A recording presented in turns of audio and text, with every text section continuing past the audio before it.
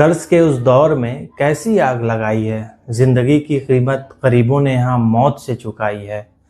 Micro finance company का आतंक, गरीबों की मजबूरी, आत्मसम्मान का सौदा और तंग आकर आत्महत्या। भारत में गरीबी और बेरोजगारी ने ऐसे हालात पैदा कर दिए हैं कि आम आदमी 2 वक्त की रोटी और बच्चों की पढ़ाई के लिए कर्ज लेने को मजबूर हो जाता है। जब सरकारी व्यवस्था गरीब तक आसानी से मदद नहीं पहुंचा पाती, तब गांव-गांव में फैली माइक्रो फाइनेंस कंपनियां एक सहारा बनकर सामने आती है। शुरुआत में ये कंपनियां महिलाओं को छोटे-छोटे कर्ज देती है ताकि वे रोजगार शुरू कर सके, लेकिन धीरे-धीरे यही सहारा गले का फंदा बन जाता है। उसके बाद शुरू होता है मजबूरी से समझौता। गांव की गरीब महिलाएं 10 और 20 हजार रुपए का कर्ज लेती हैं। शर्त आसान दिखते हैं, लेकिन किस्तों का बोझ हर हफ्ते दरवाजे पर दस्तक देने लगता है। घर की आर्थिक तंगी, बच्चों की भूख, पति की बेरोजगारी और कम आमदनी, इन सब के बीच महिलाएं अपनी आत्मसम्मान की कीमत पर कर्ज चुकाने की कोशिश करती हैं। और फिर आतंक और अपमान। जब वक्त पर किस्त नहीं चुकती, तब रिकवरी एजेंट का आतंक शुरू होता है। गांव के बीचों बीच कर्जदारों को अपमानित करना, गाली गलौज और औरतों पर दबाव डालना, यहाँ तक कि उनके घर के चीज़ों को उठाकर लेके जाना, ये आम दृश्य बन चुका है। गरीब महिलाएं, जिसे समाज सिर उठाकर जीने का हक मिलना चाहिए, वही अपनी इज्जत और आत्मसम्मान खोने लगती हैं। इसके साथ उनके परिवार के सदस्य भी अपने आत्मसम्मान से हाथ धो बैठते हैं और फिर उन्हें लगता है मौत आखिरी विकल्प। अपमान सहा नहीं जाता और ना कर्ज का बोझ, तब कई लोग मौत को गले लगा लेते हैं। बिहार, झारखंड, उत्तर प्रदेश और दक्षिण भारत के कई ऐसे हिस्से ऐसी खबरों से भरी पड़ी हैं जहां माइक्रो फाइनेंस की वसूली से तंग आकर गरीबों ने आत्महत्या कर ली। सवाल ये उठते हैं कि क्या गरीब का गुनाह सिर्फ इतना है, बच्चों को पढ़ाने या उनका पेट पालने के लिए कर्ज ले लिया? क्या बड़े बड़े उद्योगपतियों के करोड़ों रुपए का कर्ज माफ कर दिया जाता है, लेकिन गरीब की छोटी सी रकम जान देकर चुकानी पड़ती है? सरकार की चुप्पी इन कंपनियों को और बेखौफ बना दे रही। माइक्रो फाइनेंस कंपनी, जिनका उद्देश्य गरीबी हटाना था, आज वही गरीब के लिए आतंक का दूसरा नाम बन गया।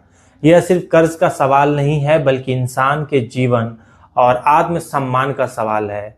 अगर इस समस्या को सख्त कदम नहीं उठाया जाए तो हर गांव से एक मौत दिखेगी। सरकारें बदलती हैं, योजनाएं बदल जाती हैं, लेकिन गरीबों की किस्मत नहीं बदलती। कर्ज चुकाने में जान गंवाने वाला वो चेहरा को देखकर बस इतना ही सवाल उठता है कि क्या विकास का रास्ता लोन से होकर गुजरता है या फिर मौत से? जिसे विकास का साधन कहा गया, अब मौत का कारण बन चुका है। भारत के गांव में माइक्रो फाइनेंस कंपनियों ने गरीबों को छोटे छोटे कर्ज दिए, लेकिन इन कर्जों की किस्तें और एजेंटों की दबंगाई ने दर्जनों परिवारों को बर्बाद कर दिया।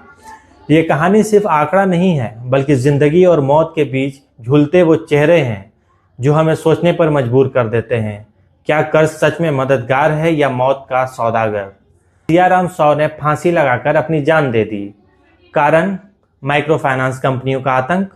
वसूली एजेंट रोज आते, गालियां देते हैं, बेइज्जती करते हैं, और सियाराम, जो अपने बच्चों की पढ़ाई और घर चलाने के लिए लोन लिया था, अंततः उसे अपमान और दबाव के कारण बर्दाश्त नहीं कर पाए और जीवन की लीला समाप्त कर गए।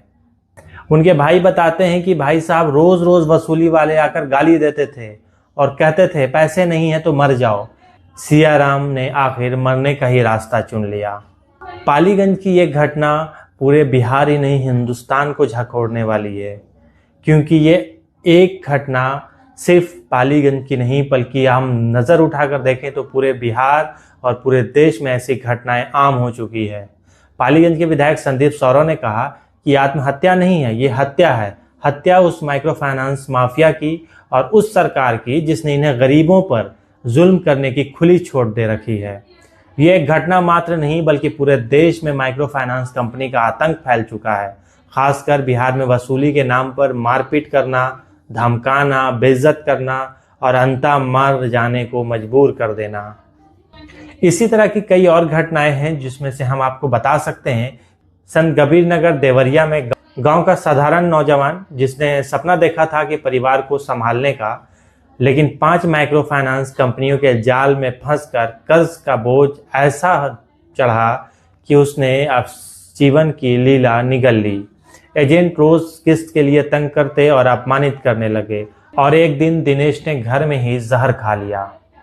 उसे बचाने की कोशिश हुई, लेकिन गोरखपुर मेडिकल कॉलेज पहुंचते पहुंचते उसने जिंदगी से हार मान ली।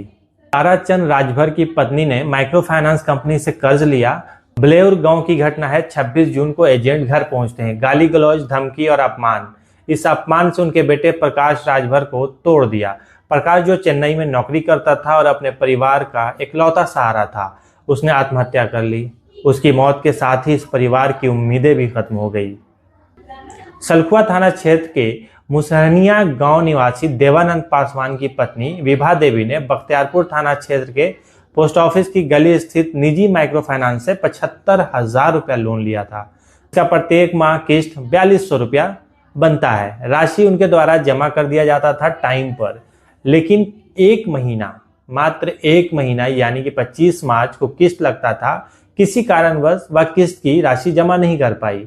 इसके बाद विभा देवी पर फाइनेंस कर्मी के कलेक्शन एजेंट के द्वारा किस्त की राशि जमा करने के लिए लगातार दबाव बनाया जाने लगा। इस दौरान 1 अप्रैल को निजी माइक्रो फाइनेंस कंपनी के कलेक्शन एजेंट द्वारा महिला और उसके पति देवानंद पासवान के साथ गाली गलौज करते हुए रुपया जमा करने का दबाव बनाया जाने लगा, जिसमें उन्होंने रुपया देने में असमर्थता जताई और कुछ दिन और मांगा, जिसके बाद वो रुपया देने के लिए तैयार थीं। आश्वासन भी दिया, लेकिन कलेक्शन एजेंट कर्मी उसकी एक ना सुनी और परिजनों ने आरोप लगाया कि कलेक्शन एजेंट ने कहा कि जहां से भी हो रुपया लाकर दो, अभी देना होगा, नहीं तो जहर खाकर मर जाओ। इतना सुनते ही विभा देवी के पति देवानंद पासवान अपने जीवन की लीला समाप्त कर लेते हैं। आपको बताते चलें कि मृतक देवानंद पासवान वार्ड में सफाई कर्मी के रूप में कार्य करते।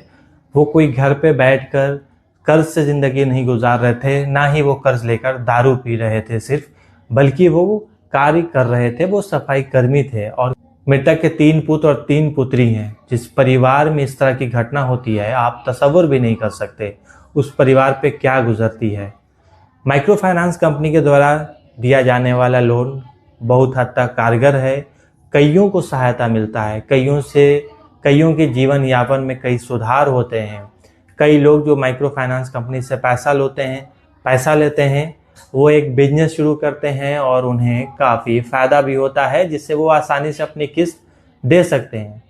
लेकिन सरकार को इस तरह का एक नियम बनाना चाहिए कि जो गरीब परिवार इस तरह का किस्त देने में असमर्थ हो, सरकार उसे किसी तरीके से आर्थिक सहायता प्रदान करे, ताकि इस तरह की घटनाएं आम ना हो सके, ताकि इस तरह की माइक्रो फाइनेंस कंपनी द्वारा, एजेंट के द्वारा जिस तरीके से टॉर्चर किया जाता है और उसके बाद कर्जदार अपनी जीवन की लीला समाप्त कर लेते हैं, ये काफ़ी दयनीय है।